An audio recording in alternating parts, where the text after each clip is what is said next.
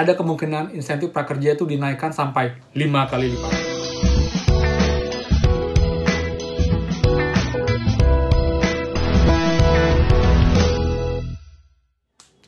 Hai semua, welcome back to channel Awan Agus. Jadi, sorry videonya agak malam ya, karena tadi pagi saya ada kesibukan di kantor sampai sore. Jadi baru sore ini bisa buat video dan malam ini baru bisa upload. Tapi berita bagus guys. Jadi buat teman-teman, jadi pertama sebelum ke berita utama, saya mau info dulu untuk insentif Sabtu dan Minggu. Selain info terupdate, saya dapat juga dari beberapa sosial media dan juga dari Instagramnya Ibu Deni. Sabtu dan Minggu itu cair insentifnya, tapi hanya berlaku sementara untuk yang pakai rekening BNI dan juga link aja. Itu yang membuat saya pengguna Oppo di proses hari Jumat, tapi sampai detik ini belum cair. Jadi saya optimis Senin akan cair. Jadi begitu dengan teman-teman yang lain yang pakai Oppo ataupun juga GoPay yang diprosesnya itu hari Jumat sore atau siang, itu kemungkinan besar akan diprosesnya itu hari Senin. Jadi besok baru akan diproses transfer. Jadi semoga saja pagi atau mungkin siang sudah cair. Jadi teman-teman yang dengan saya sama Oppo dan juga GoPay bisa komen di bawah, dan yang sudah share juga boleh komen di bawah buat teman yang lain ya. Nah, jadi guys, ini berita utamanya. Jadi yang pertama adalah ada kemungkinan insentif prakerja itu dinaikkan sampai 5 kali lipat. 5 kali lipat. Ya, ini ada beritanya. Jadi saya agak kaget namanya, ini bener nggak sih? Ternyata ada dua berita yang menginfokan ini. Jadi teman bisa lihat di sini. Saya akan screen record seperti biasa.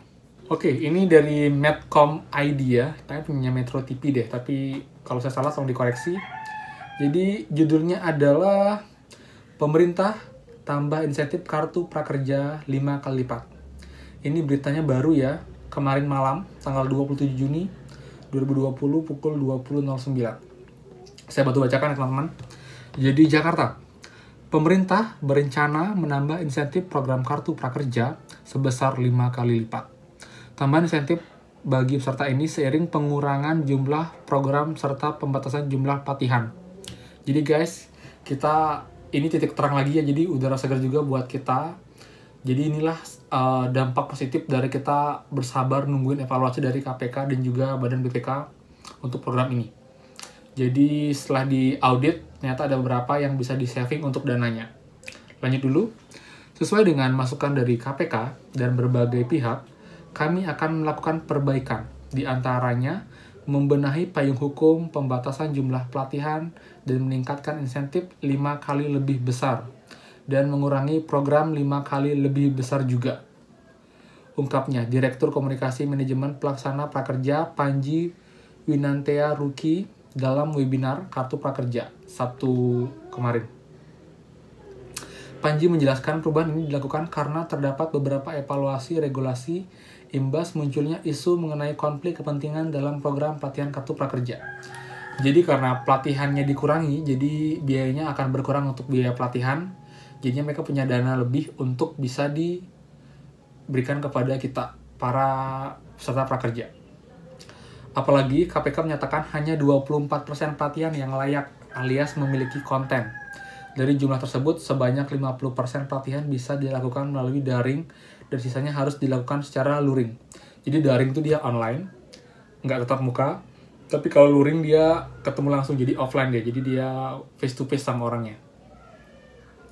Perbaikan yang telah diterima lanjutnya akan menyasar dari sisi regulasi, kebijakan, serta pelaksanaannya. Dia mencontohkan terkait pelaksanaan kartu prakerja yang dilaksanakan melalui luring atau offline, dikatakan harus dilakukan. Jadi mungkin kemarin karena corona, jadi yang luring ini sementara ditidakkan dulu ya. Tapi karena sudah mulai new normal, jadi semoga juga semua segera pulih. Jadi pemerintah berencana untuk memastikan akan ada pelatihan yang secara offline atau luring. Jadi buat teman-teman, karena jujur emang ada beberapa pelatihan yang kita nggak bisa secara online. Jadi kita harus face to face, harus benar-benar praktek untuk dapat ilmunya. Perbaikan ini akan dipilah lebih lanjut karena permasalahan tersebut ada yang bisa dilakukan dalam waktu cepat dan ada yang harus dilakukan secara bertahap. Jadi ada yang jangka pendek, ada yang jangka panjang untuk penyelesaiannya. Tapi kita tunggu aja. Anggota Komisi 9 DPR Neti Prasetya Heriawan menambahkan terdapat disorientasi terhadap program Kartu Prakerja, khususnya di masa pandemi yang dikatakan serba sulit. Saya melihat ada masalah disorientasi antara pelatihan dan kebutuhan perut. Nggak efektif karena pekerja ingin mendapatkan 600.000 daripada pelatihan, sambung Neti. Bener nggak? Jujur, sebagian besar mungkin iya ya, termasuk saya sendiri. Sebenarnya saya menikmati pelatihannya, tapi insentifnya juga termasuk yang cukup kita incar karena itu yang benar-benar, namanya juga bansos kan ya, bantuan sosial juga kan dianggap prakerja ini. Jadi ini yang kita butuhkan, uang. Jadi kita bisa dapat uang, kita bisa langsung untuk kita belanjakan atau kita investasikan. Tapi saya nggak mungkiri pelatihan pun juga sebenarnya sangat bermanfaat. Itu bisa untuk kita jangka panjang, untuk kita pelatihan kita, skill kita, kemampuan kita, knowledge kita, agar kita bisa bekerja lebih baik atau membuka lapangan kerja.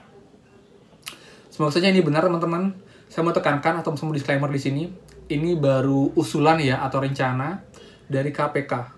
Ini kalian bisa lihat, pemerintah berencana. Jadi belum ada keputusan dan belum ada ininya, fixnya. Tapi semoga saja ini benar-benar akan terwujud. Karena dari hasil KPK juga mereka sudah melihat kan, jadi dari sekian banyak pelatihan itu mungkin ada beberapa yang akan disortir atau akan tidak ditiadakan dan akan diganti dengan latihan yang offline. Jadi mungkin biayanya mungkin akan berbeda dan bisa saving, dan biaya yang di saving itu akan dipakai untuk insentif prakerja. Kalau boleh hitung-hitung 5 kali lipat, itu seharusnya 5 kali lipat itu 600 kali 5, jadi sekitar 3 juta. 3 juta kali, 3 juta kan jadinya, 600.000 kali 5. Tapi nggak tahu juga sih itu maksudnya kali 5 itu 600.000-nya dikali 5 atau 2,4-nya dikali 5. 2,4 kali 5 banyak banget sih. Jadi kita per bulan itu dapatnya 3 juta. Itu baru berasa ya. Jadi ini mungkin akan jadi makin program yang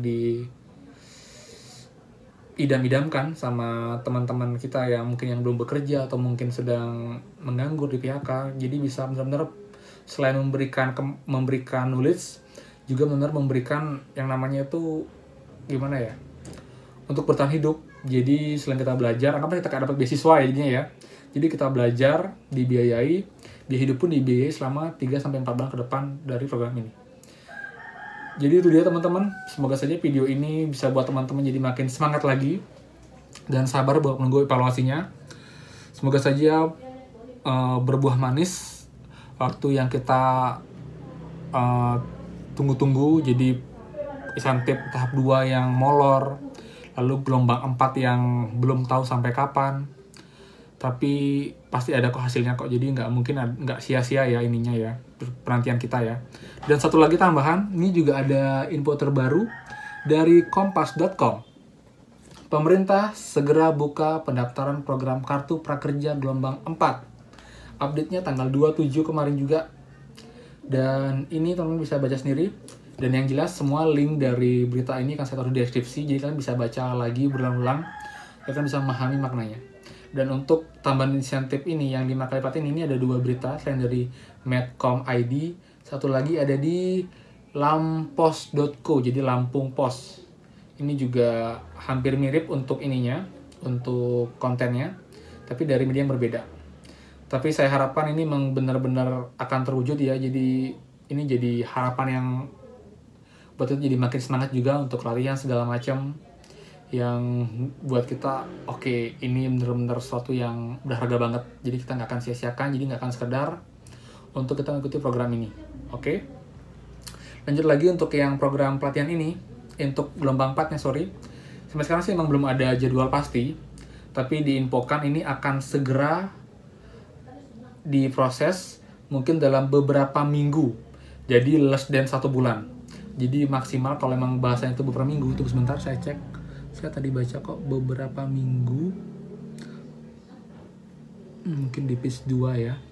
Ingat kalau mau ininya di deskripsi ya untuk ininya, linknya. Nah ini dia. Jadi bisa lihat di sini ya, jika Jadi dari rencana awal itu kan sampai bulan November ya kalau nggak salah ya, untuk 30 gelombangnya. Jadi karena sempat molor, mungkin akan sulit untuk sampai di akhir tahun. Karena itu tetap di-push untuk agar cepat. Dan ini, saya pikir ini bisa dimulai tidak sampai beberapa minggu ya. Sebab Presiden arahkan kami harus memperbaiki tata kelola, tapi tidak memperlama. Tetap dengan cepat bisa membantu masyarakat. Jadi kuncinya di sini. Jadi pemerintah dan Presiden juga ingin agar programnya bisa segera jalan, tapi dikelolanya dengan baik, diperbaiki. Jadi nggak asal cepat, tapi cepat dan juga tepat. Jadi semoga saja ini juga jadi berita baik buat teman-teman semua. Semoga sih di bulan Juli ini sudah benar-benar bisa dibuka ya gelombang 4 ya, bahkan mungkin di pertengahan bulan. Jadi bisa banyak teman-teman yang belum dapat prakerja bisa ikut join, dapat pelatihan dan juga insentifnya. Jadi oke guys, itu aja. Semoga beritanya bermanfaat. Kalau kalian ada pertanyaan lagi seputar prakerja, please komen di bawah, jangan ragu.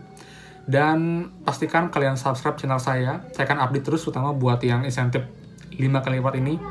Saya akan cek terus perkembangannya, apakah akan menjadi akan direalisasikan, ataukah masih wacana dulu. Jadi please subscribe biar gak ketinggalan, nyalakan loncengnya, dan juga like video ini. Oke teman-teman, jadi mohon maaf kalau ada salah kata, dan sampai jumpa lagi di next video. Dadah!